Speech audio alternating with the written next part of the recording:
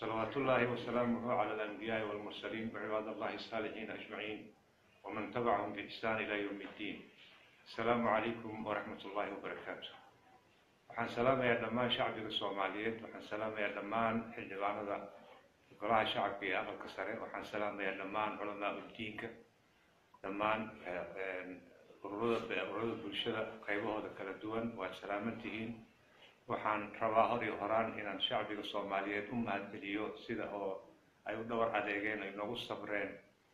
inta arrimahan aan ka kala saarayno, ay noo soo dhawr adeegeen iyo muujinta taageerada ay muujiyeen in ay diyaar u yihiin inay taageeraan ku dhaqanka dastuurka, ku dhaqanka sharciga, ku dhaqanka iyo ilaalinta nidaamka dimuqraadiga ah ay taageersanayeen. sida inoo muujiyeen mahad gaar ay iga mudan yihiin dhammaan anagoo dhan xildhibaan ahaan mahad ay naga mudan yihiin. ilaahay jazadiina ha gudo. waxaan si gaar ah weli ugu mahad celinayaa culamaa diinka oo intaa masaajidada qur-aanka akhrinaysa in dalkan ilaahay sida roon oo rabbi raalli u ka yahay u baryaay inuu nawaafajiyo anagoo dhan dalkayna dhibaatada ku jirta ka baxda u ducaynaya ayaamahan oo dhan. aad iyo aad baan ugu mahad celinayaa. waxaana jazadiina allah ha gudo. jazaakum allah khayr. laakiin yaan la joojinin ducada, sujuudda ha lagu duceeyo dalkan dhibaatada ilaahay ka saaro. muddo badan ay soo dhibtoodeen ummadan addoommada ilaahay ah in ilaahay tawfiiq iyo barwaaqo iyo nabad iyo amni in ilaahay u keeno. taa waa ku mahadsanta. ayaan idinku baraarujinayaa. jazadiisna allah idin sii gudaya insha allah. si kale waxaan kaloo gaar ahaan u mahad celinayaa guddigii oo aqalka sare oo guud ahaan iyo guddoomiyaha aqalka sare inay noo soo magacaabeen guddi oo loo soo xilqaamay in ay xal u raadiyaan khilaafaadkan soo yaro dhexgalay, oo ay dadaal badan ay muujiyeen. waxa aan iyagana ku ammaanan yihiin adkaysiga ay u adkaysteen iyo kadeedka la saaray iyo wax walba inay u adkaysteen iyagoo ku dadaalayay in marxaladan lagu jiro si nabad ah lagu soo afjaro. ay ku dadaaleen. waa ku mahadsan yihiin. aad iyo aad baan markaa iyagana rabbi ugu tuugaynaa in jazadooda alla u gudo. aqalka sarena ammaan gaar ah ayaan ugu yeerinaya in tallaabadaasi iskooda ay isu soo xilqaameen. annagana aadaan usoo dhaweynay. mudanayaal, saad ka warqabtaanba ayaamahan waxaan la xarbinaynay in khilaafaad yaryar dhacay inaan dejino oo wixii sharciga waafaqsan iyo dastuurka oo odhanaya in la mariyo. annaga waxaan mar walba usoo taagannahay aan ogolnahay in lagu dhaqmo dhaqanka oo noo yaala, shuruucda noo degsan, shareecad ha noqoto, dastuurka ha noqdo, dhaqan Soomaaliyeed ha noqdo, odaytanimo ha noqoto. dhammaanba wixii oo dalkan khilaaf ka fogeynayo iyo qalalaaso ka fogeynayaba in ay markaa albaabkeeda la xiro ayaan ka shaqaynayna. alxamdulilah ilaa hadda waa fiicannahay. mahadaas ka bacdi waxaan jeclahay baarlamaanka federaalka labadiisa aqal waxaa weeyaan keedhayaha gobonnimada Soomaaliyeed, ilaaliyaha saraynta sharciga iyo amniga iyo hantida dowladda markaan leeyahay waa hantida shacbiga. annaga waxaan nahay qowsaaro sida geel jira iyo loo jira iyo ari jira u dhaxlaa. annagana waxaan jirnaa qaran jiraan nahay. qarankaasi dadkaasi dantiisa ayaan ilaalinay. marka addimana waxaa noo ah xukuumad baan dhisnaa oo aan barnaamijkeeda ansixinaa, oo xoolaha shacbiga khasnada guud ku jira ayaan miisaaniyad uga ansixinaa si barnaamijka aan ansixinaa ay u fuliyaan. waa addimaheena. addimaha baarlamaanka oo arrimaha lagu fuliyo waa baarlamaanka. 3 hay-adood weeyaan. waa hay-adan oo sharci dejinta ama xeer dejinta yidhaahdo oo baarlamaanka labadiisa aqal ah. waa laanta fulinta oo xukuumadda ka kooban, madaxweyne ilaa magaciisa ilaa xukuumadda ah haddii alla ku roon yahay, iyo laanta sharci dejinta. madaxweynahana waa udub dhexaadka u dhexeeya 3 laamood.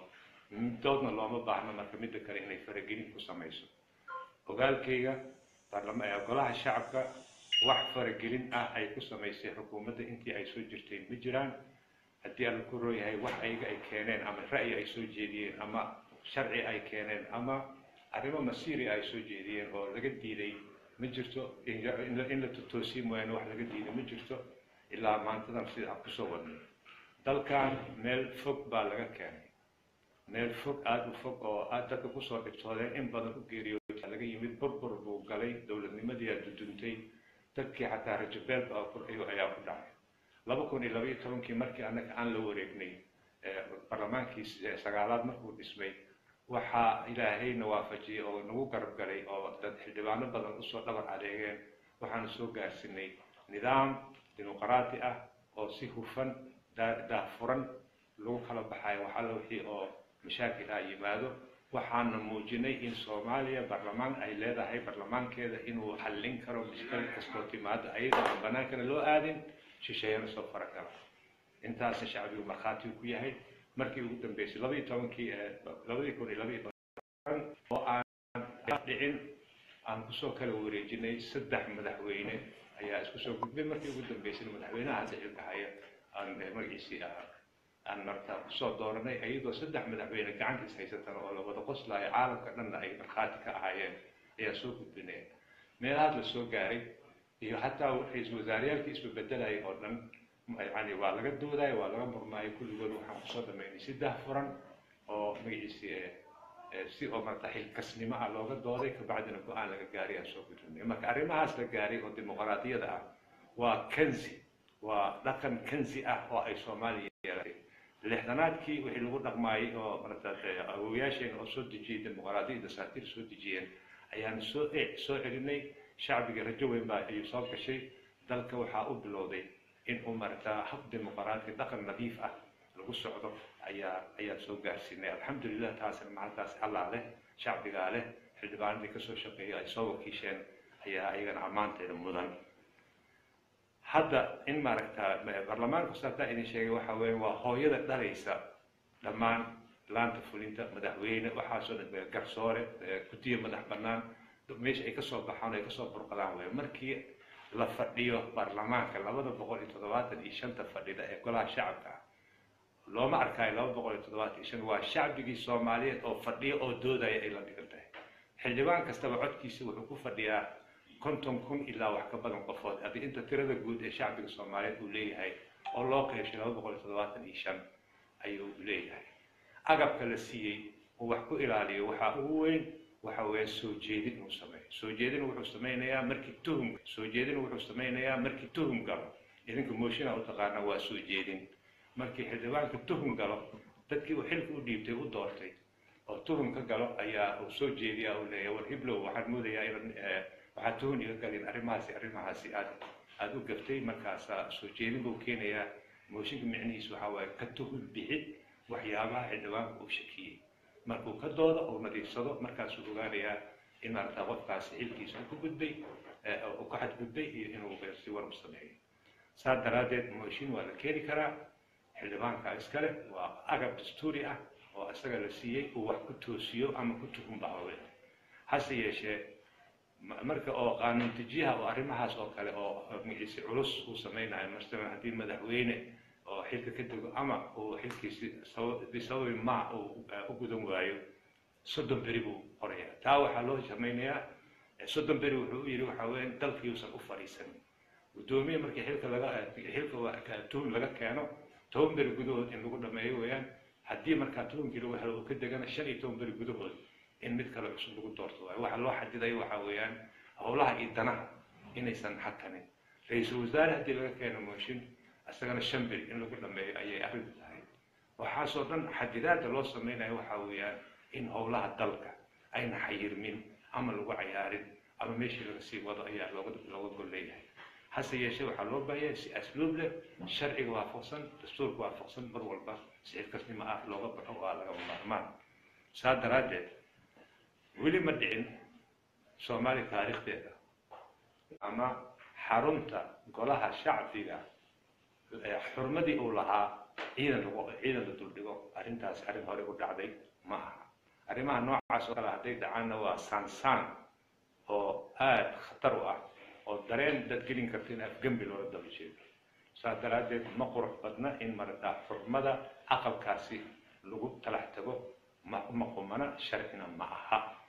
amniga oo xaruntaasi xilkeeda uu saaran yahay guddoonka ayaa amar ka bixiya guddoonka ayaa tababaradooda hubsada in ay marata xasaanada iyo xurmada ay kala yaqaanaan meesha ku kala geli karo meeshaan laga geli karin taasna waxaa loo yeelay in xildhibaanka aan la afjigi karin oo la hadlaayo inuu si sugan ra'yigiisa u jeedsado ayaa looga galleeyay hase yeeshee arrinta hadda lagu kacay ma qurux badna